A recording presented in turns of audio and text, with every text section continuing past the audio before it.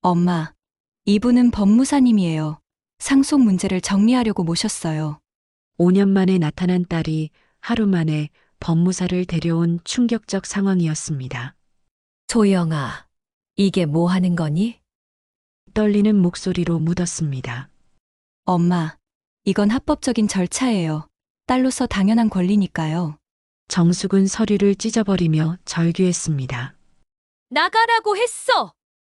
더 많은 사연을 듣고 싶으시다면 구독과 좋아요, 댓글 부탁드립니다. 서울 외곽의 오래된 단독주택, 그곳에서 시간은 마치 멈춘 듯 흘러갔습니다. 70을 바라보는 이정숙은 남편의 병간호로 하루하루를 보내고 있었죠.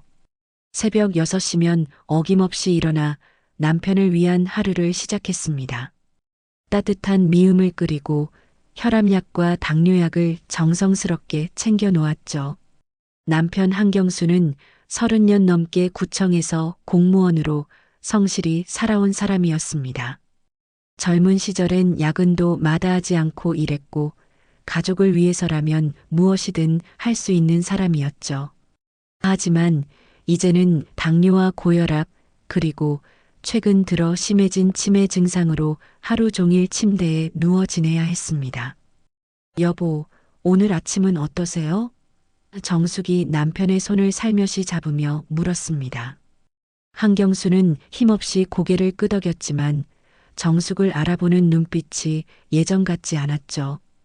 가끔은 정숙을 딸 소영으로 착각하기도 했고 어떤 날은 아예 아무도 알아보지 못하기도 했습니다.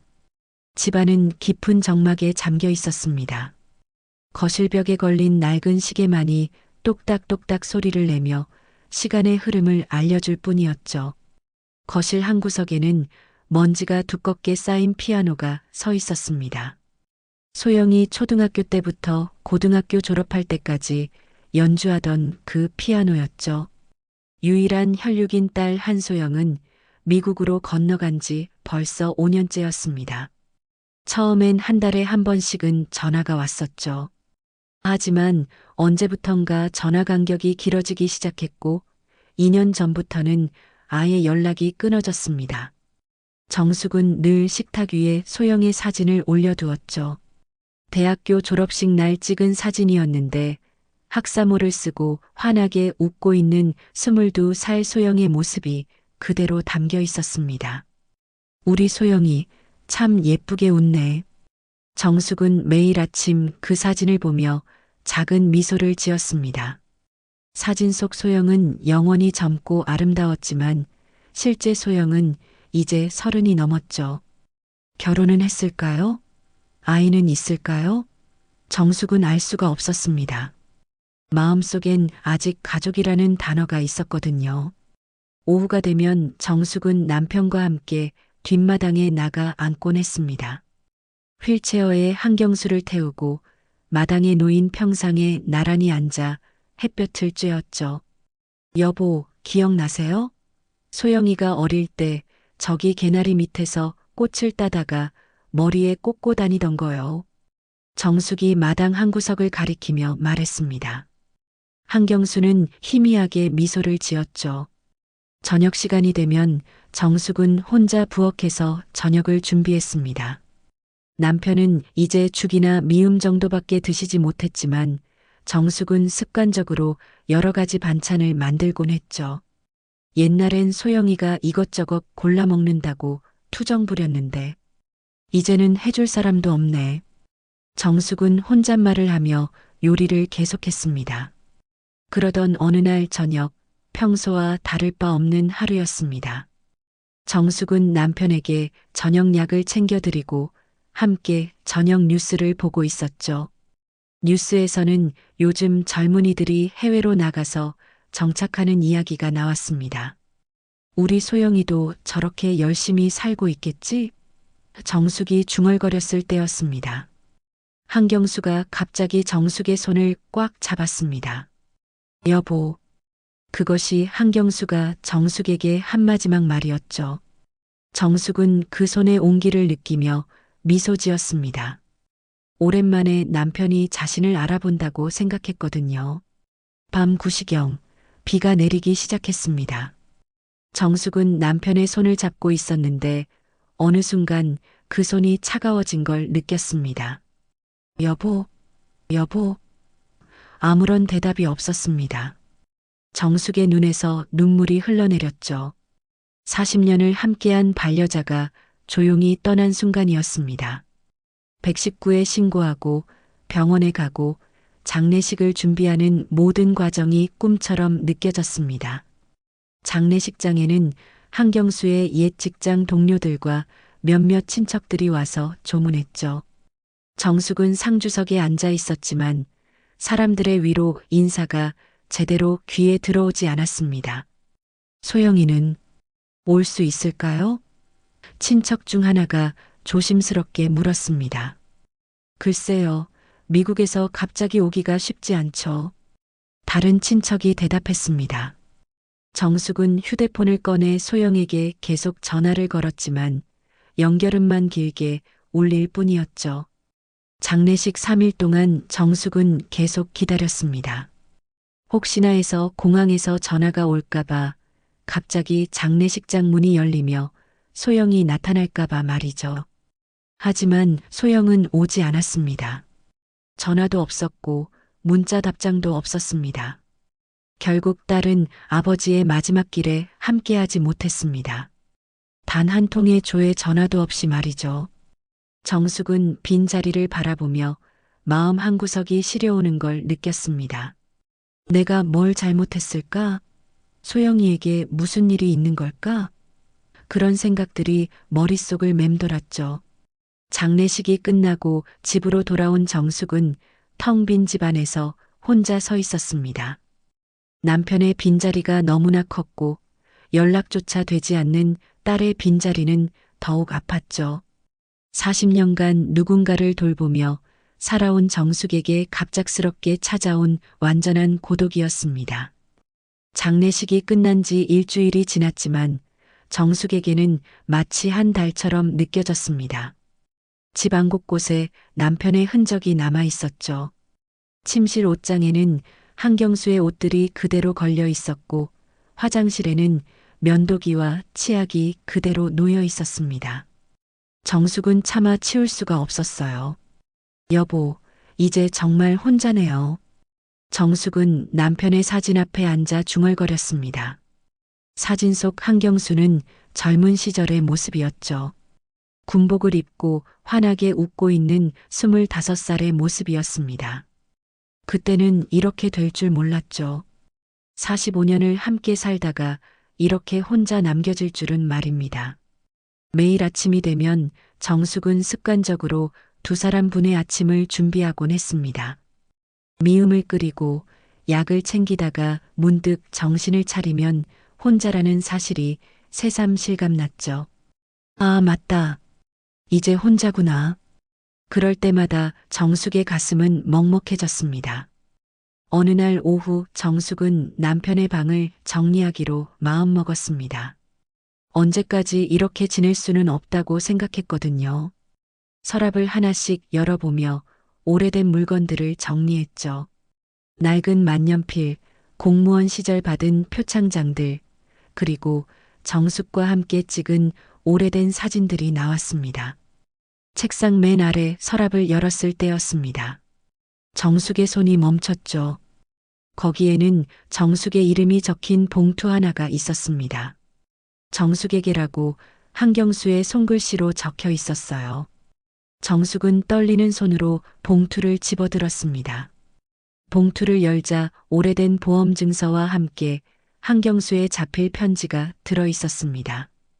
정숙은 안경을 쓰고 편지를 천천히 읽기 시작했죠. 여보, 이 편지를 읽고 있다면 아마 내가 먼저 떠났겠지요. 미안합니다. 당신보다 먼저 가게 되어서요. 편지는 계속 이어졌습니다. 내가 당신에게 남긴 건 많지 않지만 당신이 편히 살 수 있는 돈은 준비해 두었소. 이 보험에는 10억 원이 들어 있습니다. 당신 명의로 되어 있으니 안심하세요. 정숙의 눈이 커졌습니다.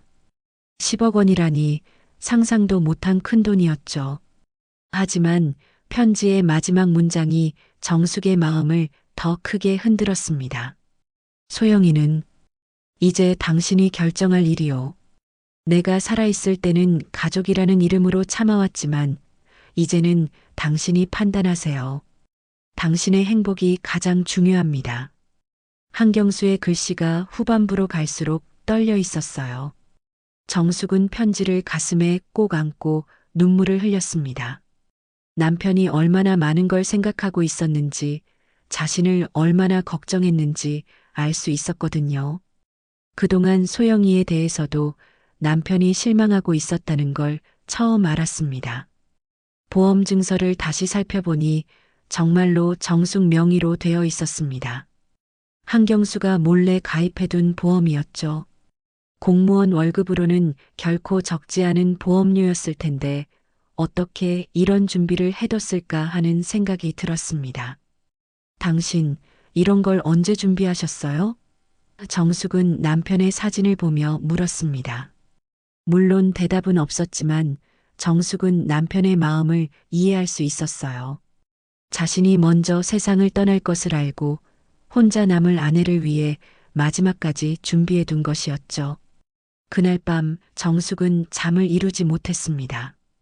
10억 원이라는 돈도 놀라웠지만 더 큰 충격은 남편의 마지막 말이었어요. 이제 당신이 결정할 일이요. 그 문장이 계속 머릿속을 맴돌았습니다. 70평생을 누군가의 딸이고 누군가의 아내이고 누군가의 어머니로 살아온 정숙에게 스스로 결정하라는 말은 무겁게 다가왔죠.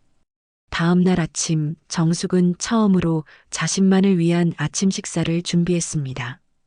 두 사람분이 아닌 오롯이 자신만을 위한 식사였어요.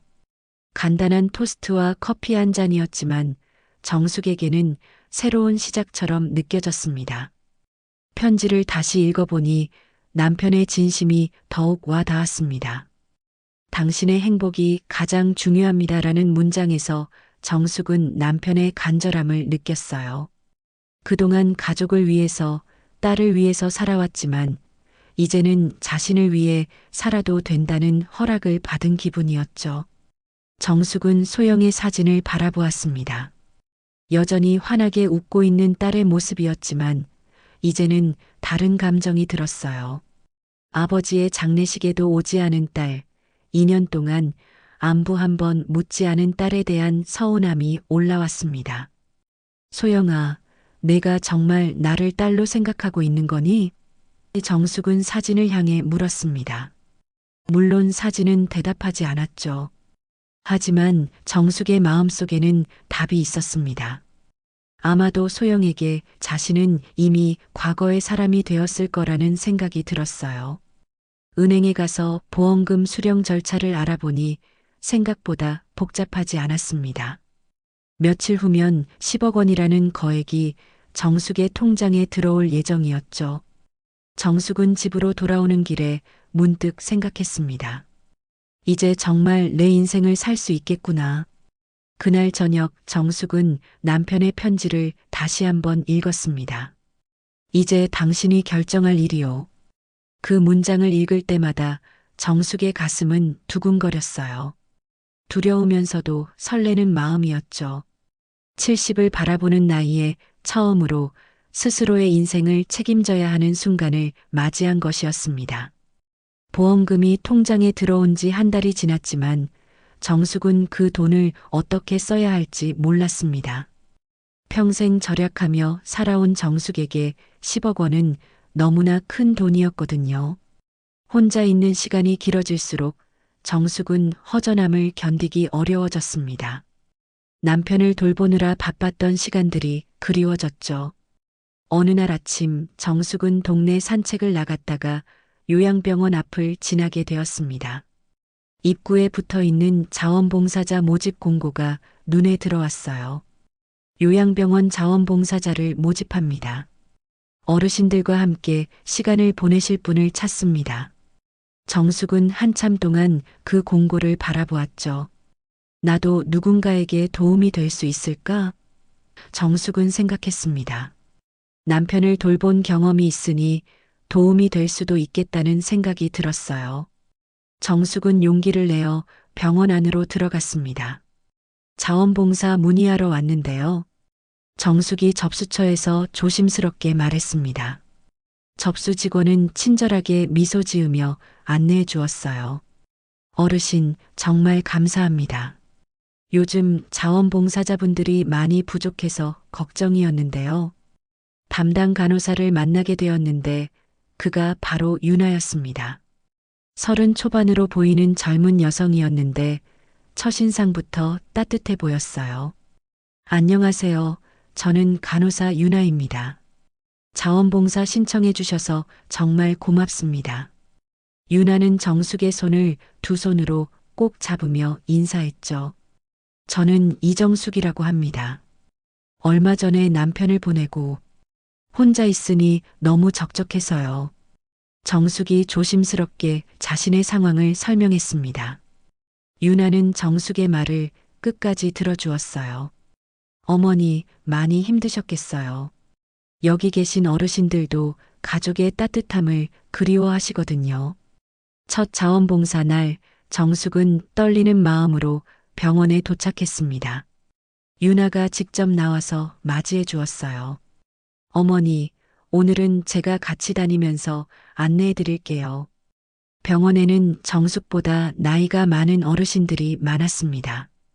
80대, 90대 어르신들이 휠체어에 앉아 멍하니 창밖을 바라보고 계셨어요. 저분들 가족은 자주 오시나요?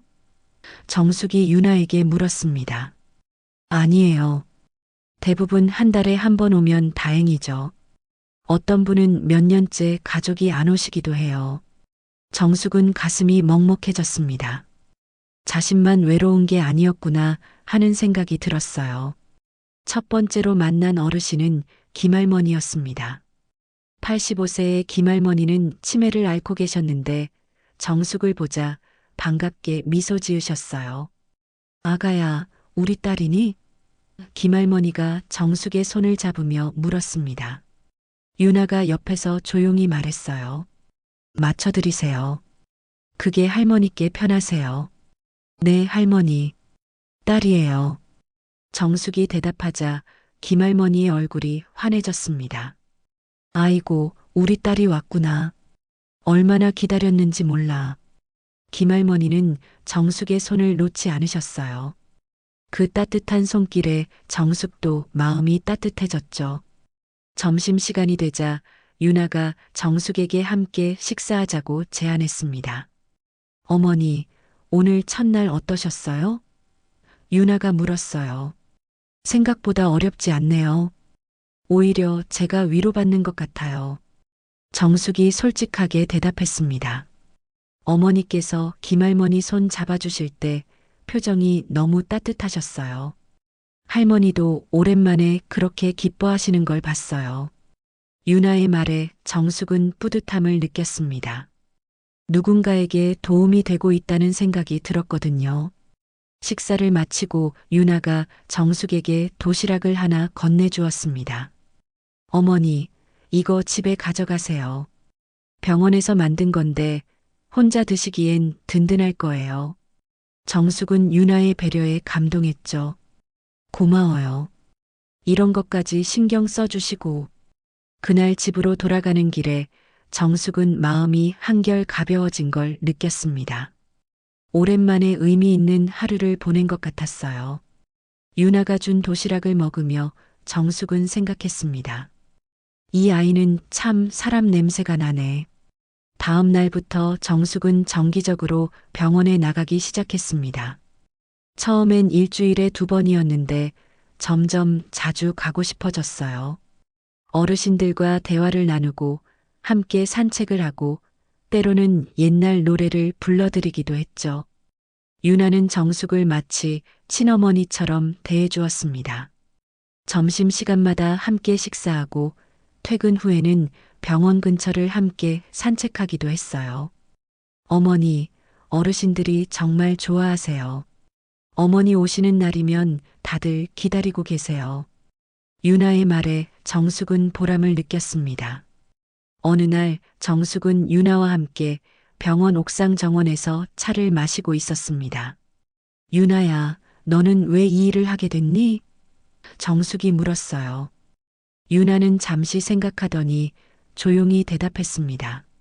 어머니, 저 어릴 때 엄마가 돌아가셨어요. 누군가에게 엄마라고 불러보고 싶었어요. 그 말에 정숙의 가슴이 뭉클해졌습니다. 유나도 자신만큼이나 외로웠구나 하는 생각이 들었어요. 그래서 어르신들을 돌보는 게 좋은 거구나. 정숙이 말하자 유나는 고개를 끄덕였죠. 어머니 같은 분이 계시니까 정말 든든해요. 한 달 정도 지나자 정숙은 병원이 제2의 집처럼 느껴졌습니다. 어르신들도 정숙을 가족처럼 반가워해 주셨고 직원들도 정숙을 친근하게 대해 주었어요. 무엇보다 유나와의 만남이 정숙에게는 큰 선물이었죠.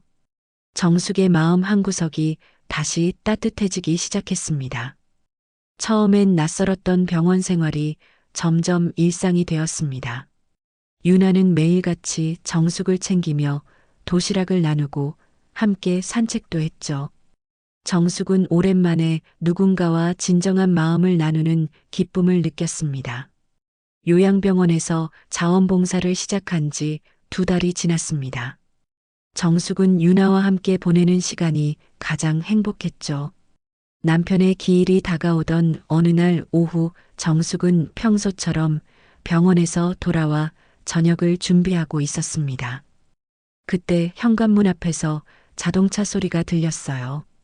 문 앞에 고급 외제차 한 대가 멈춰 섰습니다. 차에서 내린 여성을 보는 순간 정숙의 심장이 뛰기 시작했어요. 5년 만에 보는 딸 소영이었거든요. 현관문을 열자 소영이 서 있었습니다. 엄마, 오랜만이에요. 차가운 목소리였어요. 정숙의 손끝이 떨렸죠. 소영아, 너 정말 소영이구나. 들어와도 될까요? 소영이 마치 남의 집에 온 것처럼 조심스럽게 물었습니다. 거실에 앉은 소영은 많이 변하지 않았네요 라고 말했죠. 소영아, 차라도 한잔 할래? 괜찮아요. 오래 있을 건 아니니까요. 5년 만에 만난 딸이 서둘러 가려고 한다니 정숙의 가슴이 찡했어요. 아버지, 많이 아프셨죠? 소영이 조심스럽게 물었습니다. 마지막엔 널 찾으시더라. 소영이는 언제 온다고? 정숙의 목소리가 떨렸어요. 그때 신혼여행 중이었어요. 정숙은 놀랐습니다. 신혼여행? 너 결혼했구나? 네, 작년에 했어요. 미국에서 만난 의사와요. 딸의 결혼 소식도 모르고 있었다는 사실에 정숙은 충격을 받았죠. 잠시 침묵이 흘렀습니다. 소영이 먼저 입을 열었어요. 엄마, 사실 제가 온 이유가 있어요. 아버지 보험금 문제로 왔어요. 정숙의 표정이 굳어졌습니다. 친척 이모가 연락했어요. 아버지 보험금이 상당하다고. 결국 돈 때문에 온 거였구나. 정숙은 한숨을 쉬었어요. 소영아, 내가 5년 동안 어디 있었는지 아니? 정숙의 목소리에 서운함이 묻어났습니다. 엄마, 미국에서 사는 게 쉽지 않았어요. 그래도 전화 한 통 할 시간은 있었잖니? 엄마, 이제 그 돈 같이 관리해야죠. 가족이잖아요. 그 말을 듣는 순간 정숙의 가슴 속에서 오래 참아왔던 분노가 터져나왔습니다. 가족? 정숙의 목소리가 높아졌어요. 내가 지금 가족이라고 말하는 거니? 아버지 돌아가셨을 때 어디 있었는데? 장례식에도 안 왔으면서? 지금이라도 왔잖아요. 소영이 목소리를 높였습니다. 지금이라도? 돈 때문에 온 거 맞지? 정숙의 날카로운 질문에 소영은 아무 대답도 하지 못했어요. 엄마, 저도 아버지 딸이에요. 당연한 권리 아닌가요? 소영이 결국 본심을 드러냈습니다. 정숙은 쓴웃음을 지었어요. 권리. 그래, 내가 말하는 그 권리엔 사랑이 있니? 엄마가 이해를 안 하시네요. 소영의 얼굴이 붉어졌습니다. 힘들게 살았다고? 그럼 나는 안 힘들었을 것 같니? 아버지 혼자 돌보면서 얼마나 외로웠는지 아니? 엄마는 한국에 계시니까 모르세요. 소영이 소리쳤어요. 그럼 왜 갔니? 자기 좋을 대로 떠나놓고 이제 와서 가족이라고? 5년간 쌓인 서운함이 한순간에 터져나왔습니다. 내일 다시 와서 이야기해요. 소영이 일어서며 차갑게 말했습니다. 정숙은 떠나는 소영의 뒷모습을 바라보며 눈물을 흘렸어요. 다음 날 오후 소영이 다시 왔습니다. 이번엔 법무사와 함께였어요. 엄마, 이분은 법무사님이에요. 상속 문제를 정리하려고 모셨어요. 정숙은 깜짝 놀랐습니다. 어르신, 법적으로 상속인은 부인과 자녀입니다. 법무사가 공식적으로 설명했어요. 어제까지 가족 이야기를 하던 딸이 하루 만에 법무사를 데려온 게 믿어지지 않았거든요. 소영아, 이게 뭐 하는 거니? 정숙이 떨리는 목소리로 물었습니다. 엄마, 이건 합법적인 절차예요. 딸로서 당연한 권리니까요. 소영의 차가운 대답에 정숙은 온몸이 떨렸어요. 정숙은 탁자 위에 놓인 서류를 찢어버렸습니다. 엄마, 소영이 소리쳤어요. 당신 이제 혼자잖아요. 누가 당신 챙겨요? 그 간호사? 돈이나 노리고 있는 거겠죠. 그 말에 정숙은 주저앉았습니다.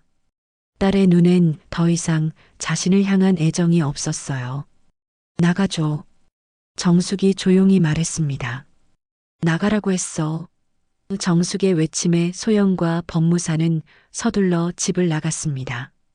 그날 이후 모녀는 완전히 끊어졌습니다. 정숙은 스트레스와 충격으로 폐렴에 걸려 쓰러졌어요. 119가 와서 병원으로 실려갔죠. 의식을 잃은 정숙 옆에는 아무도 없었습니다. 병원에 입원 소식을 들은 유나가 달려왔어요. 어머니, 어머니.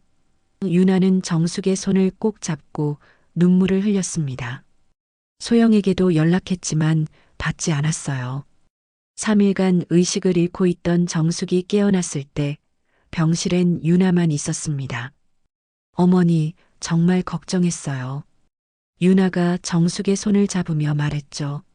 소영이는 안 왔어요. 연락도 안 받으시고. 정숙은 눈물을 흘렸습니다. 정말 혼자구나 하는 생각이 들었어요. 하지만 유나가 끝까지 곁을 지켜주고 있었죠. 진짜 가족이 누구인지 깨닫는 순간이었습니다. 병원에서 일주일을 보낸 정숙은 겨우 퇴원할 수 있었습니다. 유나가 정숙을 집까지 데려다 주었죠. 어머니, 혼자 계시기 힘드시면 언제든 연락하세요. 유나의 따뜻한 말에 정숙은 고개를 끄덕였습니다. 집에 돌아와서도 정숙은 소영 생각을 떨쳐낼 수 없었어요. 자신이 쓰러져 병원에 입원했는데도 한 번 얼굴을 보이지 않은 딸이 원망스러웠죠. 며칠 뒤 소영이 다시 찾아왔습니다. 이번에는 정장을 입은 중년 남성과 함께였어요. 엄마, 안녕하세요. 이분은 제 남편 박민수입니다. 소영이 차갑게 인사했어요. 박민수는 정중하게 인사했지만 어딘가 거만한 느낌이 있었습니다. 어머니, 처음 뵙겠습니다. 하지만 그의 눈빛은 전혀 따뜻하지 않았어요. 아프셨다고 들었는데 괜찮으세요? 소영이 형식적으로 물었습니다. 정숙은 서운했어요. 진짜 걱정한다면 병원에 와야 했는데 말이죠. 이제 괜찮다. 유나가 잘 돌봐줬어. 엄마, 우리 이번에 한국에 정착하기로 했어요. 소영이 갑자기 말했습니다. 정숙은 놀랐어요. 정착한다고? 갑자기 왜? 박민수가 나서서 말했습니다. 어머니, 강남에 성형외과를 열 예정입니다. 하지만 초기 자본이 많이 필요해서요. 그 말에 정숙은 불길한 예감이 들었어요. 그래서 아버지 유산을 정리해야 할 것 같아요. 보험금뿐만 아니라 이 집도 처분해서 자금을 마련하려고요. 소영이 본론을 꺼냈습니다. 정숙은 깜짝 놀랐죠. 이 집을 판다고? 어머니 혼자 이런 큰 집에 사시기도 힘드시잖아요. 우리가 모시고 살 테니까 걱정 마세요. 박민수가 친절한 척 말했지만 정숙은 그의 진심을 의심했어요. 그럼 내 의견은 묻지도 않고 다 정했다는 거구나? 정숙의 목소리에 분노가 섞였습니다. 엄마, 우리가 다 알아서 할게요. 어려운 일은 신경 쓰지 마세요. 소영이 마치 정숙이 판단력이 없는 사람처럼 말했어요. 박민수가 서류 뭉치를 꺼냈습니다. 어머니, 여기 서명만 해주시면 됩니다. 정숙이 서류를 자세히 보니 모든 재산을 소영 명의로 넘기는 내용이었어요. 이건 내가 모든 걸 포기한다는 내용 아니야? 엄마, 어차피 나중에 다 제가 물려받을 거잖아요. 지금 정리하는 게 세금도 적게 내고 좋아요. 소영이 당연하다는 듯이 말했어요. 정숙은 소영의 변한 모습에 충격을 받았죠. 그때 박민수가 끼어들었습니다. 어머니, 요즘 어르신들이 사기를 당하는 경우가 많잖아요. 그 간호사도 믿을 만한 사람인지 모르고요. 정숙은 박민수의 말에 화가 났어요. 유나를 왜 의심해? 그 아이는 내가 아플 때 병원에서 밤새 돌봐준 아이야. 정숙이 목소리를 높였습니다. 엄마, 그런 사람들이 더 위험해요. 친절하게 접근해서 재산을 노리는 거예요. 소영이 차갑게 말했어요. 그만해. 정숙이 소리쳤습니다. 유나는 그런 아이가 아니야. 너희보다 훨씬 진심으로 날 대해주는 아이라고. 정숙의 분노에 소영과 박민수는 당황했어요. 엄마, 과거 일은 그만하고 앞으로를 생각해요. 박민수가 끼어들었습니다. 당신이 누구길래 내 가족사에 끼어들어? 정숙이 박민수를 노려보며 말했어요. 소영이 일어서며 말했습니다. 엄마, 이런 식으로 나오시면 어쩔 수 없어요. 법적으로 해결할 수밖에 없겠네요. 그 말에 정숙은 소름이 돋았어요. 딸이 자신을 협박하고 있다는 걸 깨달았거든요. 법적으로? 내가 지금 나를 협박하는 거니? 정숙의 목소리가 떨렸습니다. 협박이 아니라 정당한 권리예요. 어차피 상속받을 재산이니까요. 소영의 차가운 말에 정숙은 절망했어요. 나가. 당장 내 집에서 나가. 정숙이 소리쳤습니다. 엄마, 후회하실 거예요. 소영이 위협적으로 말하며 박민수와 함께 일어섰어요. 후회? 내가 후회할 건 너 같은 딸을 낳은 거야. 정숙의 절규에 소영은 잠시 멈춰섰지만 곧 등을 돌리고 나갔습니다. 박민수가 따라 나가면서 말했어요. 어머니, 다시 생각해 보세요. 우리가 마지막 기회를 드리는 거예요. 문이 닫힌 후 정숙은 주저앉아 펑펑 울었습니다. 딸이 완전히 변해버렸어요. 돈과 욕심에 눈이 멀어 친어머니를 협박하는 사람이 되어버린 거죠. 그날 밤 정숙은 유나에게 전화를 걸었습니다. 하야, 나 좀 보러 와줄 수 있니? 어머니, 무슨 일 있으세요? 지금 갈게요. 유나가 걱정스러운 목소리로 대답했어요. 1시간 후 유나가 달려왔습니다. 정숙의 눈이 빨갛게 부어 있는 걸 보고 깜짝 놀랐어요. 어머니, 왜 이렇게 우세요? 정숙은 유나에게 모든 이야기를 털어놓았습니다. 정말 그렇게 말했어요? 어머니를 협박한다니. 유나가 분노했습니다. 하야, 내가 뭘 잘못했을까? 딸을 어떻게 키웠기에 이렇게 됐을까? 정숙이 자책하며 울었어요. 어머니 잘못이 아니에요. 사람은 자신이 선택한 대로 살아가는 거예요.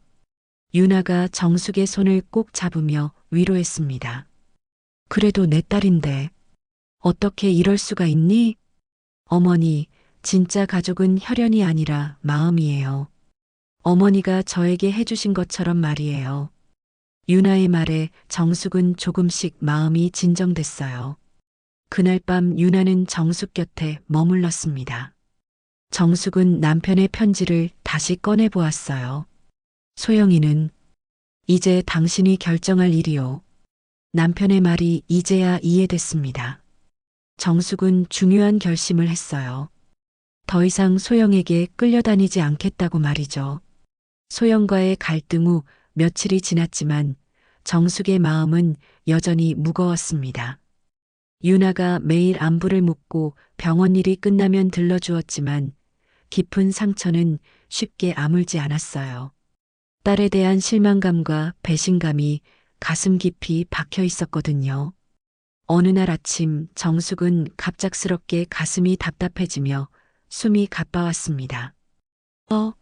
이상하네. 정숙이 중얼거리며 일어서려 했지만 어지러워서 다시 주저앉았어요. 열도 나고 기침도 나기 시작했죠. 정숙은 겨우 휴대폰을 꺼내 유나에게 전화를 걸었습니다. 하야, 나 좀 이상해. 숨이 가쁘고. 어머니, 지금 바로 갈게요. 움직이지 마세요. 유나가 급하게 대답했어요. 30분 후 유나가 달려왔습니다. 정숙의 상태를 보고 깜짝 놀랐어요. 어머니, 열이 너무 높아요. 병원 가야 해요.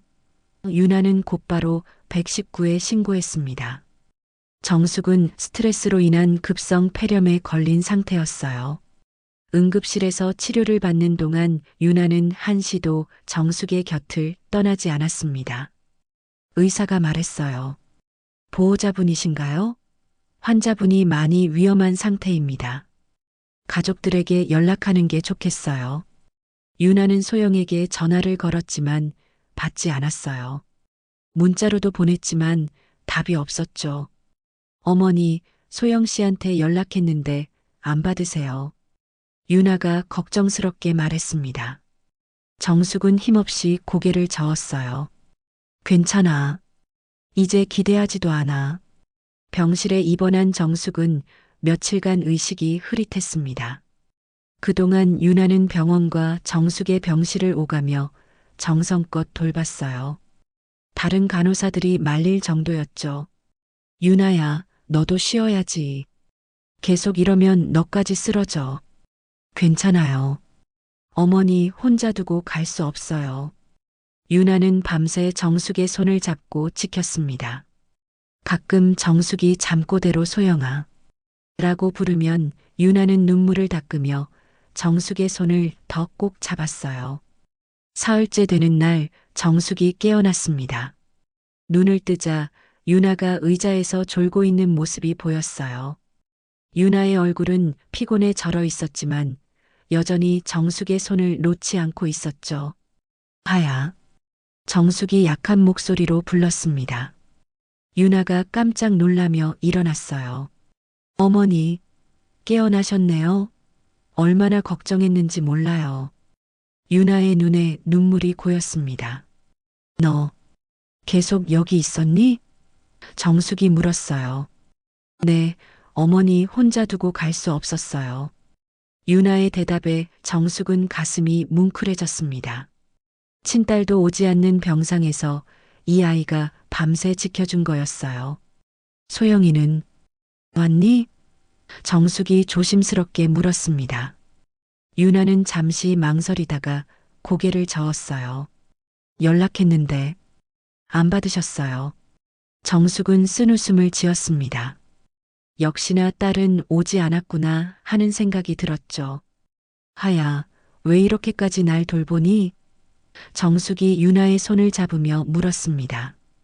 유나는 잠시 망설이더니 조용히 대답했어요. 어머니, 저 어릴 때 엄마가 돌아가셨어요. 그때 저는 고등학생이었는데 유나의 목소리가 떨렸습니다. 엄마가 돌아가실 때도 이렇게 병원에 혼자 누워 계셨어요. 저는 학교 때문에 매일 올 수 없었는데 엄마는 혼자 외로우셨을 거예요. 유나의 눈에서 눈물이 흘렸어요. 그래서 어머니를 보면 우리 엄마 생각이 나요. 누군가에게 엄마라고 불러보고 싶었어요. 어머니가 제게 그런 분이에요. 유나의 고백에 정숙의 눈물이 흘러내렸습니다.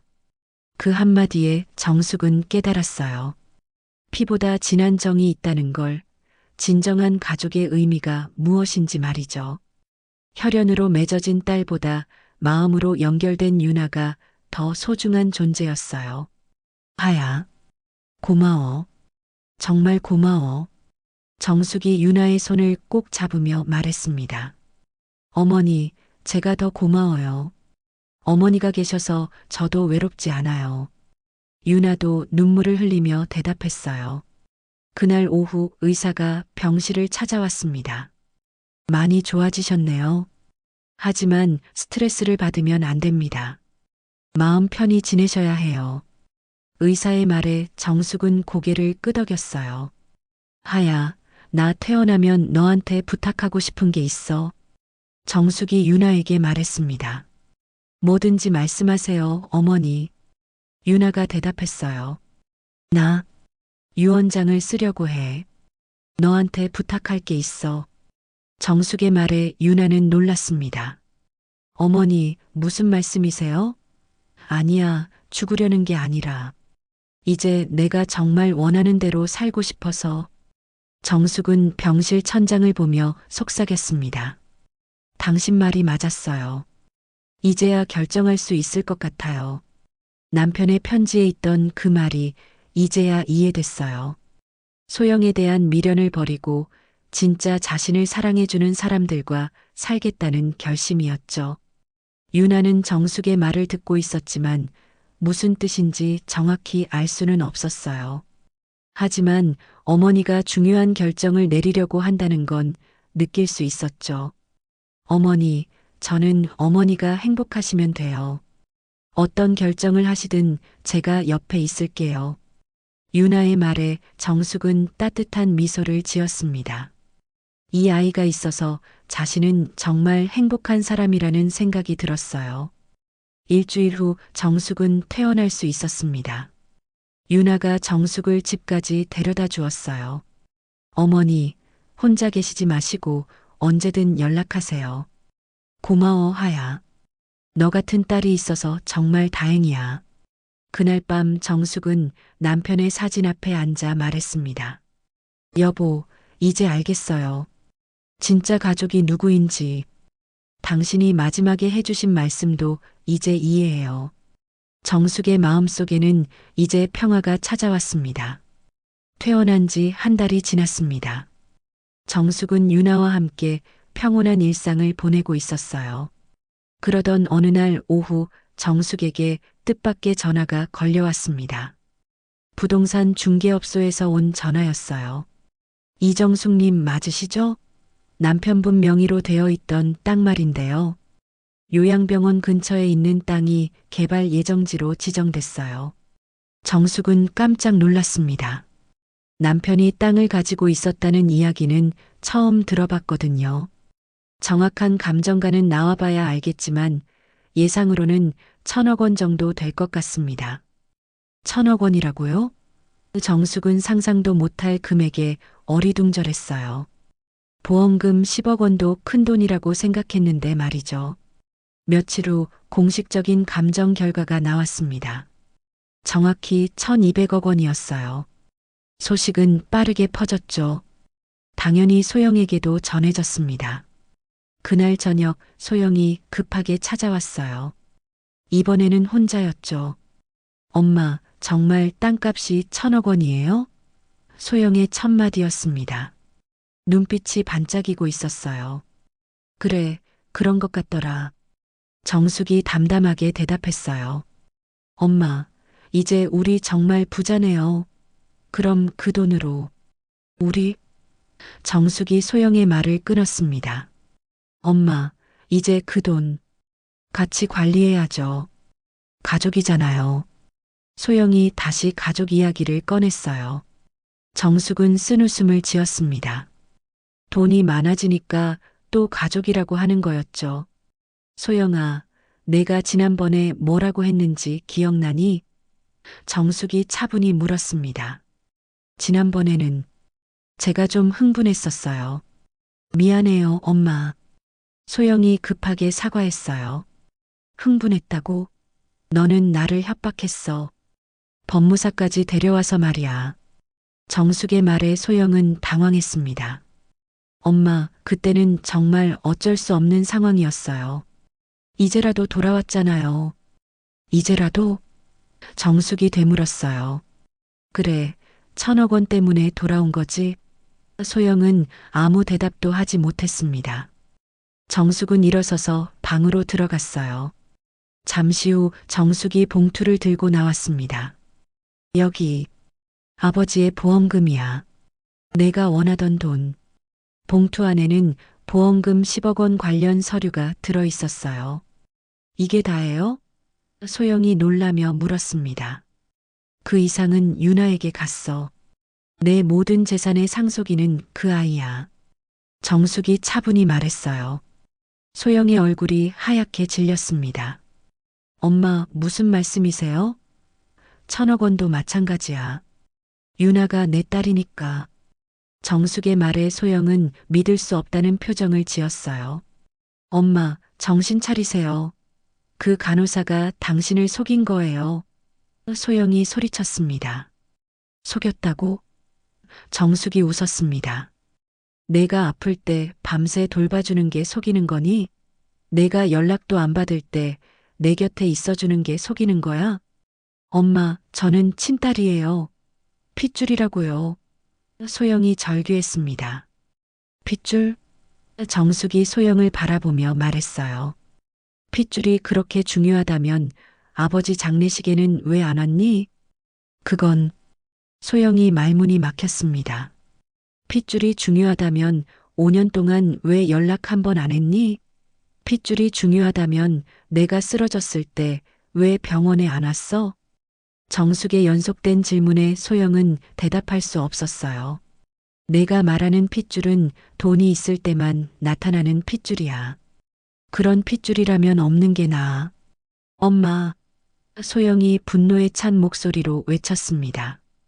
그 간호사가 당신을 세뇌시킨 거예요. 세뇌? 정숙은 고개를 저었어요.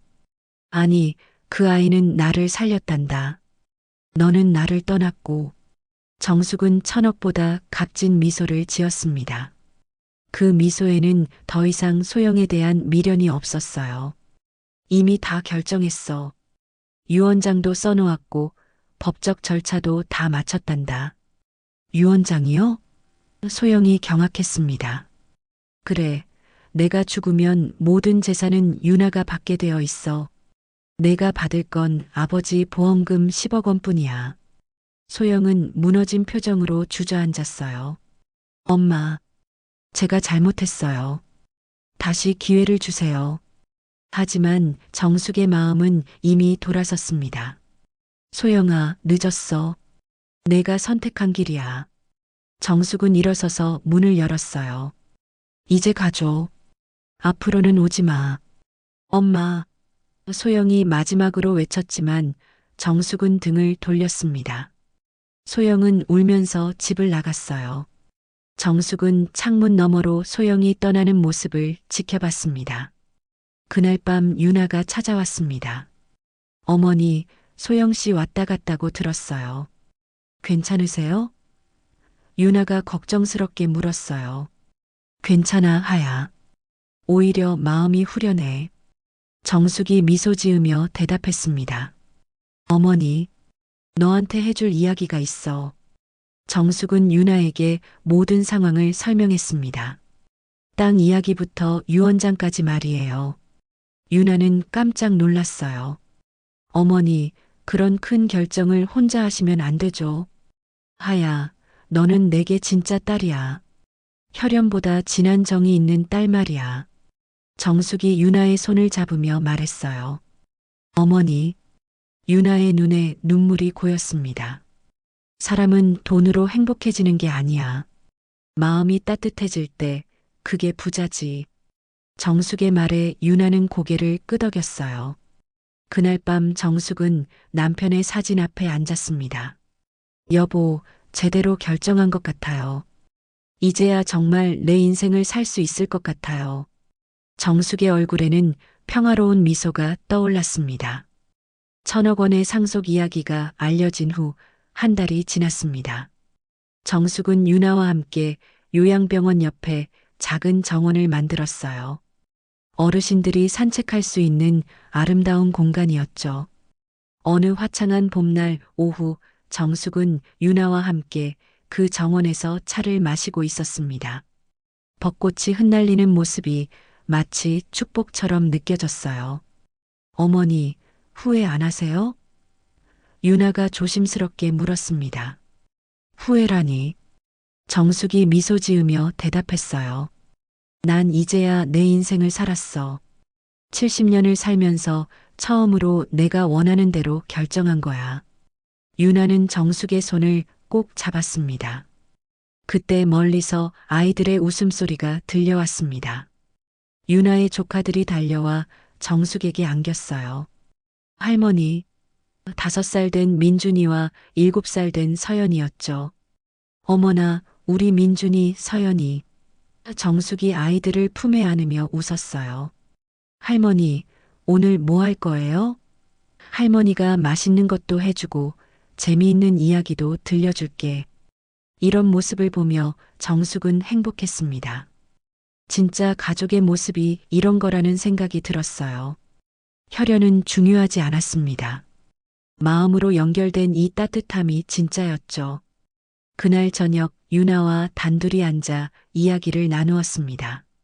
하야, 너에게 말하고 싶은 게 있어. 정숙이 진지하게 말했어요. 내가 유언장에 쓴 내용 말인데 돈만 물려주는 게 아니야. 어머니, 그 돈으로 좋은 일을 많이 했으면 좋겠어. 어려운 사람들을 도와주고 말이야. 너는 착한 아이니까 분명 그럴 거라고 믿어. 유나의 눈에 눈물이 맺혔어요. 어머니, 저는 어머니가 건강하게 오래오래 사셨으면 좋겠어요. 돈 같은 건 중요하지 않아요. 유나의 말에 정숙은 따뜻한 미소를 지었어요. 바람이 불었습니다. 창문 너머로 벚꽃잎이 흩날렸어요. 하야, 나 참 행복해. 정숙이 조용히 말했습니다. 정말이야. 이렇게 따뜻한 가족이 있다는 게 1,000억 원보다 소중해. 그때 정숙의 휴대폰이 울렸습니다. 소영에게서 온 문자였어요. 엄마, 정말 마지막입니다. 한 번만 더 만나주세요. 정숙은 문자를 보고 한참을 생각했습니다. 어머니, 소영 씨예요? 유나가 물었어요. 응, 만나달라고 하네. 정숙은 고민했습니다. 그래도 자신이 낳은 딸인데. 하지만 정숙의 마음은 이미 정해져 있었어요. 아니야. 이미 끝난 일이야. 정숙은 문자를 삭제했습니다. 하야, 나는 이제 앞만 보고 살 거야. 과거에 얽매이지 않고 말이야. 다음 날 정숙은 변호사 사무실을 찾았습니다. 자선재단을 설립하기 위해서였어요. 어르신들을 위한 복지시설과 어려운 아이들을 위한 장학금을 만들고 싶어요. 정숙의 결정에 변호사도 감동했습니다. 정말 훌륭한 결정이십니다. 많은 분들에게 도움이 될 거예요. 돈이 있을 때 써야죠. 가져갈 수도 없는 것인데 말이에요. 정숙은 환하게 웃었어요. 재단 설립 소식이 알려지자 언론에서도 관심을 보였습니다. 70세에 1,000억 원 전액 기부 결심 진정한 어머니의 사랑은 무엇인가 등의 기사가 나왔죠. 하지만 정숙은 언론 인터뷰는 사양했어요. 며칠 후 예상치 못한 방문객이 찾아왔습니다. 소영이었어요. 하지만 이번에는 다른 모습이었죠. 화려한 옷차림 대신 소박한 옷을 입고 눈이 빨갛게 부어 있었어요. 엄마, 소영이 떨리는 목소리로 말했습니다. 기사를 봤어요. 1,000억 원을 다 기부한다고. 정숙은 소영을 바라보며 담담하게 대답했어요. 그래, 그게 맞는 것 같더라. 엄마, 제가 정말 잘못했어요. 소영이 무릎을 꿇으며 울기 시작했습니다. 돈만 생각했어요. 정말 어리석었어요. 정숙은 소영의 모습을 조용히 지켜봤어요. 이제 와서 후회해도 늦었어, 소영아. 정숙의 목소리는 차갑지도 따뜻하지도 않았어요. 엄마, 한 번만 기회를 주세요. 소영이 애원했지만 정숙은 고개를 저었습니다. 소영아, 너는 내가 원하는 걸 선택했어. 나도 내가 원하는 걸 선택한 거야. 정숙은 일어서서 문을 열었어요. 이제 가줘. 우리는 여기서 끝이야. 소영은 한참을 울다가 일어섰습니다. 엄마, 행복하세요. 그것이 소영이 정숙에게 한 마지막 말이었어요. 정숙은 소영이 떠나는 모습을 창문 너머로 지켜봤습니다. 그날 저녁 유나가 찾아왔습니다. 어머니, 소영 씨 왔다 갔다고 들었어요. 응, 마지막 인사를 하고 갔어. 정숙의 얼굴에는 평온함이 있었어요. 어머니, 정말 괜찮으세요? 괜찮아, 하야. 이제 정말 자유로워졌어. 정숙은 유나의 손을 잡았습니다. 너와 아이들이 있으니까 외롭지 않아. 한 달 후 재단이 정식으로 설립됐습니다. 정숙 사랑 재단이라는 이름으로 말이죠. 첫 번째 사업으로 요양병원 확장과 무료 급식소 운영이 시작됐어요. 정숙은 재단 사무실에서 유나와 함께 계획을 세우고 있었습니다. 어머니, 정말 뿌듯해요. 이렇게 많은 분들에게 도움을 줄 수 있다니. 그래, 이게 진짜 부자가 되는 길이야. 창밖으로 따뜻한 햇살이 비쳤습니다. 정숙의 얼굴에는 천억의 미소가 떠올랐어요. 돈보다 소중한 것이 무엇인지, 진짜 가족이 무엇인지 깨달은 미소였죠. 사람은 돈으로 행복해지는 게 아니야. 마음이 따뜻해질 때 그게 부자지. 정숙의 눈빛에는 이제 어떤 외로움도 없었습니다. 정숙은 천억의 미소를 남긴 채 진정한 행복 속으로 걸어 들어갔습니다. 더 많은 사연을 듣고 싶으시다면 구독과 좋아요, 댓글 부탁드립니다.